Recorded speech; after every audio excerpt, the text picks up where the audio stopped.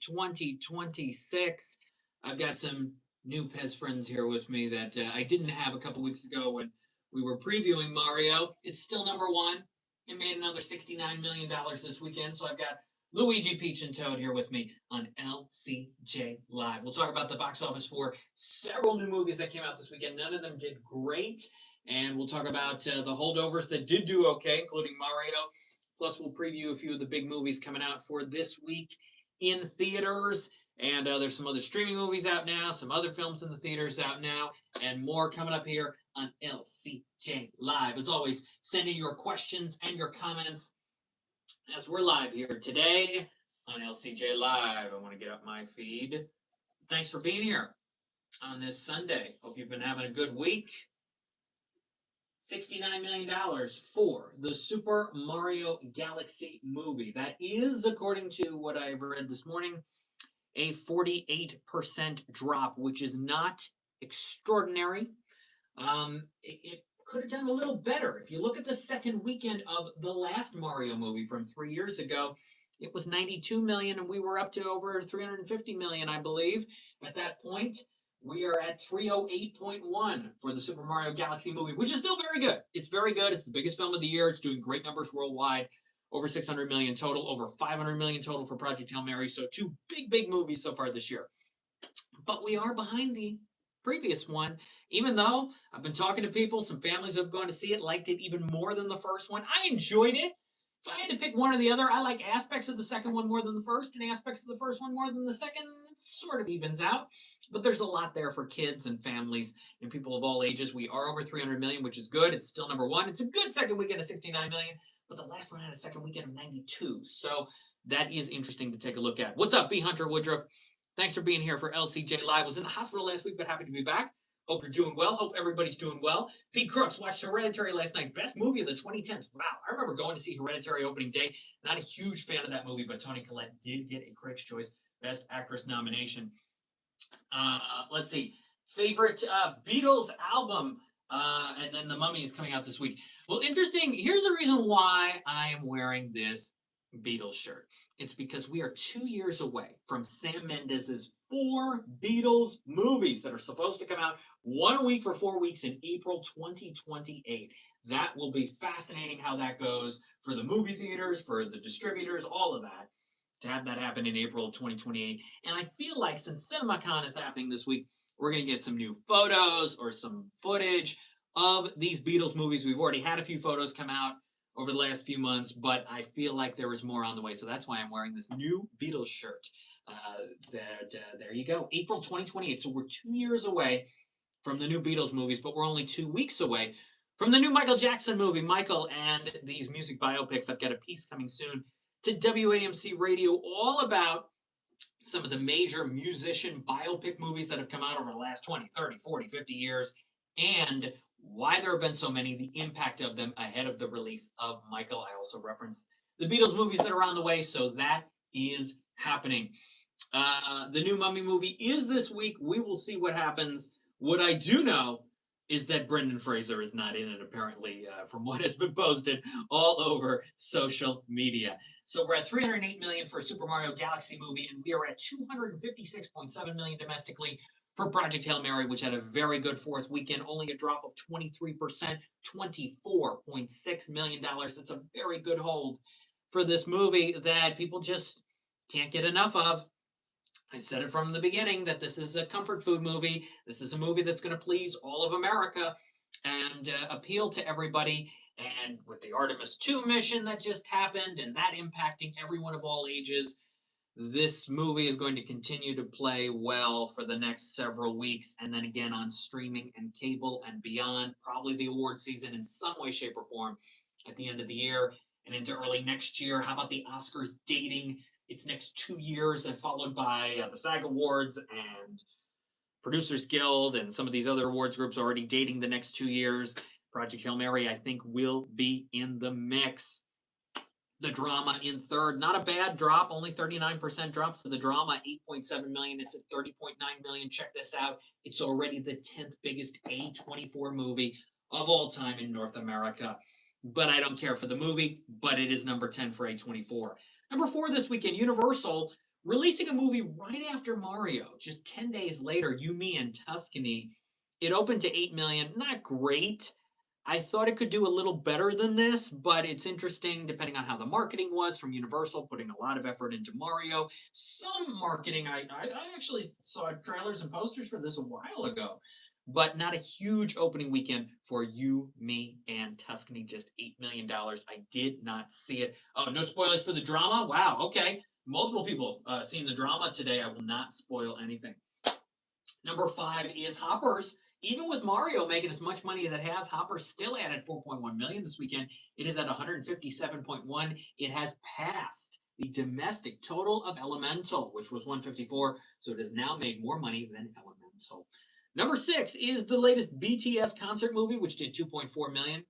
Number 7 and 8 this weekend, two new horror movies kind of split the audience. Faces of Death, 1.7 million, and Exit 8, 1.4 million. We've got several more horror movies on the way, including Lee Cronin's The Mummy this weekend coming up. And then Mother Mary is also opening a limited release. That's Anne Hathaway, A24. And that'll have a wide expansion on the 24th. And there's more horror movies for the rest of April and into May. Again, the horror movie of the week strategy, we keep talking about it here on LCJ Live. So many of them, some doing better than others, and some getting lost in the shuffle. And I think you had Faces of Death and Exit 8 split that audience this weekend. And then you have Scream 7 out of the top 10. You have Ready or Not 2 is out of the top 10. They Will Kill You is out of the top 10. These are all horror movies. Let's see. Number 9 this weekend, A Great Awakening added 1.2 million. It's at 4.8. And rounding out your top 10 this weekend is Reminders of Him, which added a million. It's at 47.5. We are just shy of that 48.9 of Regretting You for Colleen Hoover adaptations. It will be close. Scream 7 is up to 121.5. Goat is at 103 million. And we don't have the money yet on another horror movie that came out this weekend, I believe, Hunting Matthew Nichols. We don't have the money on that yet. Maybe it gets in, maybe it doesn't. Jerry Maguire, I believe, is in some theaters today. Does that make $1 million to get into the top 10, or does that more happen next weekend with the re-release of Jerry Maguire, a film I watched a long time ago, liked it. I don't know if I loved it, but I liked Jerry Maguire. But that is coming out this weekend, as is a movie I'm looking forward to. Lorne, the Lorne Michaels documentary, Saturday Night from Jason Reitman, did not make a lot of money. Got a Golden Globe nomination for Gabriel LaBelle, but it didn't have a huge impact in theaters. I liked Saturday Night. It was the best thing Jason Reitman had done in a while. Particularly the last 10 minutes of Saturday Night are great. There are some elements of the movie that weren't quite as good, and midway point and the early point, it was a little rough in spots, but the finale of it is great. But Lorne Michaels, look, Morgan Neville is one of the great documentarians of our time. He just did the Paul McCartney documentary. He's done so many other fantastic ones over the years, and now we have this one on Lorne Michaels, so I'm looking forward to seeing that. I don't know if it's going to make a lot of money. Focus Features putting this out wide release, but I think people are going to be interested in seeing it, and I am one of those people. Let's see. Pete seeing Exit 8 today. Devil Wears Prada 2 just a few weeks away. Jerry Maguire. Yes, and we'll see Mother Mary coming out this week. We'll see what happens with Lauren. We'll see what happens with how much money Mother Mary makes in select theaters. By the way, when it comes to the Super Mario Galaxy movie, which added 69 million this weekend, up to 308 million, it is now the 7th biggest Illumination movie.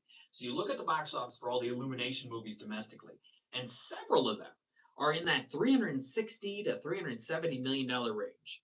So we're at 308 right now for Mario. It will get past 370. And then there's a huge gap from that all the way to that 575 of the last Mario movie. So it will be number 2 for Illumination. The question is, how high can it get to that 575? It'll be very interesting. I think Mario will have a good weekend next weekend, the 24th, even with Michael. And then you have Animal Farm come out May 1st, and that will bring some families in, even though it skews older, definitely for older kids. I haven't seen the movie yet, but based on the story, the content, the legacy of Animal Farm, it will be for older kids. It might, Mario might dip a little bit, but then you still don't have a lot of family options in the theaters.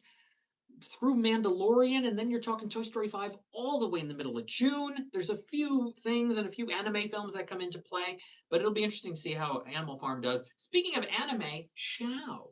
We don't have the money yet on that. G Kids put this out this weekend.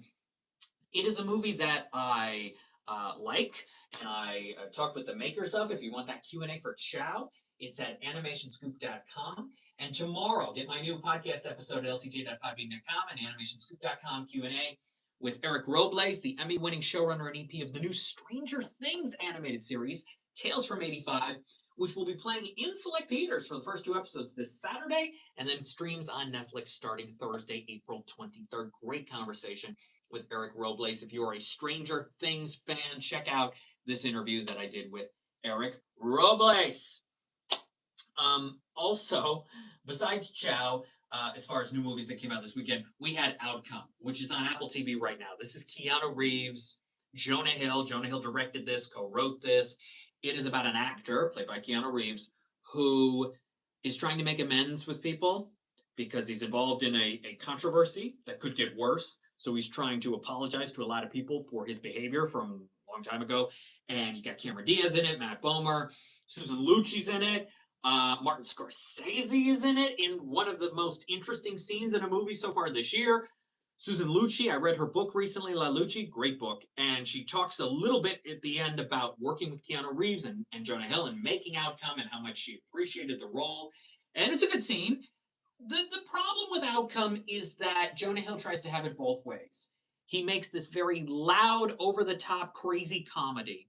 And he also makes this reflective, introspective drama, almost like the movie I love, The Hero with Sam Elliott. He plays an actor kind of looking back on his career and wondering what his next step should be. Really good movie. Sam Elliott, so good in The Hero. If you've never seen it, find it. Love that movie.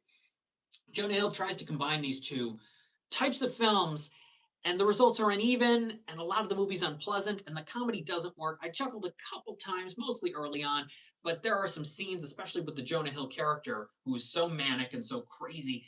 Even though the movie's very short, it's only an hour 24, but you just go, there's too much happening, and the clash didn't work. Some of the drama works. Like I said, the Scorsese scene is very good, and the Susan Lucci scene is good, and there are little bits. I'm not sure Keanu Reeves, I didn't fully buy him in the role, even though it's a little meta because it's about a guy who's always perceived as one of the nicest guys in Hollywood, which, from what I've heard, he absolutely is. But I don't know if he didn't sizzle and pop in this role for me. So I had a little bit of an issue with that. Um, so I don't completely hate the movie. There are little bits of it that I like. It's a great concept, but a lot of it, a lot of the stuff with Cameron Diaz doesn't work. The comedy doesn't work. There's a lot of awkward stuff. Yeah, it's a miss. It's not a complete miss, but I wanted to like it a lot more. But that is on Apple TV, and and then I saw Jim Gaffigan this week in concert. He's been in a lot of movies, a lot of shows, a lot of voice work from Jim Gaffigan over the years. I saw him in concert, and it was fun to see Jim Gaffigan. It was a good show. So there you go. That's what's happening. I'll be seeing Lauren this week. I'll probably see Mother Mary at some point, maybe, maybe. And then we've got Michael, which hopefully is good. Hopefully it's not just fluff. Hopefully it's got some grit and something to say and something to do. But as I talk about in my commentary on music biopics, where I reference the Beatles ones coming up for WAMC, which will be available soon, you know, the way these movies work and the reason why they work for audiences is that you have an actor in this role, actor or actress, who embodies this person. They get emotional scenes. You go on this arc, whether it's cradle to grave or a specific point in the person's life. You allow them to sing some of the greatest hits. And you got a movie that I think is a crowd pleaser. It depends on the tone, it depends on where we go with the person. But in the end, there are so many of these because they're crowd pleasers, because they allow people to feel that nostalgia, to remember these artists and to see them embody them and to bring them on a journey. You had that with A Complete Unknown. I mean, there's so many. We could spend an hour at least going through all the different ones over the many decades and what worked about them and what didn't, but why they were successful and what worked. And Bohemian Rhapsody is one, and that worked for people, even though the movie was, gosh, there were some nasty bad reviews of Bohemian Rhapsody, and I don't love the film as a whole, but Rami Malek's great in it. And I will always say, people say, well, he lip synced much at the end, and why did he win over Bradley Cooper for A Star Is Born and all of that? And I will say that Rami Malek was great in Bohemian Rhapsody in all the scenes in which he didn't sing. I knew from that first scene of his, early on in the movie, he is giving a heck of a performance, even though and even when he's not singing. Just the dramatic, emotional arc that we go on with Freddie Mercury in that movie. He's really good. There have been a handful of movies where first scene I knew, okay, outstanding performance, maybe it'll win an Oscar. It was Jennifer Lawrence in Silver Linings Playbook, Rami Malek in Bohemian Rhapsody. They are two of them that come to mind. First scene out of the gate, okay, here's a knockout performance. There you go. We'll see what happens with Jafar Jackson in Michael. That opens in 2 weeks. When we're back here next Sunday for LCJ Live, we'll take a look at the box office for Lee Cronin's The Mummy. I think Mario will win again. We will look at the box office for Lorne, how Mother Mary does in limited release, and we will preview how Michael will do, plus a bunch of other movies being released for the end of April. As always, go to lights-camera-jackson.com, Instagram at lightscamjackson, X at LCJ Reviews, youtube.com/lightscamerajackson. Subscribe to the channel. Turn on your notifications. And WAMC website, animationscoop.com, lcj.podbean.com, toofast2films.com. Mike Sargent and I are going to be recording a new episode soon. We're going to talk about Chow and Outcome and more on the way. Some things in the works, some exciting things, and Devil Wears Prada 2 is only a few weeks away. It continues the spring movie season, and then we'll be transitioning into the summer movie season with some big movies ahead. I think it's going to be a huge summer for families, big family movies, and big action movies. Spider-Man: The Odyssey among them. And for families, you've got Toy Story 5, Moana, Minions and Monsters, and Paw Patrol: The Dino Movie, among other titles. Some kids will go to Spider-Man. It's going to be a big summer. New Spielberg movie, Supergirl.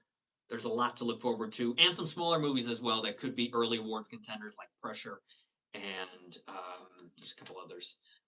John Carney's got a new movie called Power Ballad. John Carney's Sing Street I Love. Begin Again has some fantastic songs and a wonderful ending, in terms of the music impact of that song. And Flora and Son had some good moments too. Joseph Gordon-Levitt was great. So, hey, John Carney, new music movie. Give it a chance. I'll give it a chance, and we'll see what happens. And I'll keep it to you with some more updates on some things happening this week. I'm sure there'll be some big CinemaCon news as well, including 2 years away from these Beatles movies. Thanks for being here for LCJ Live. Have a good week. I'll see you soon. Thanks for watching. Take care. Bye-bye.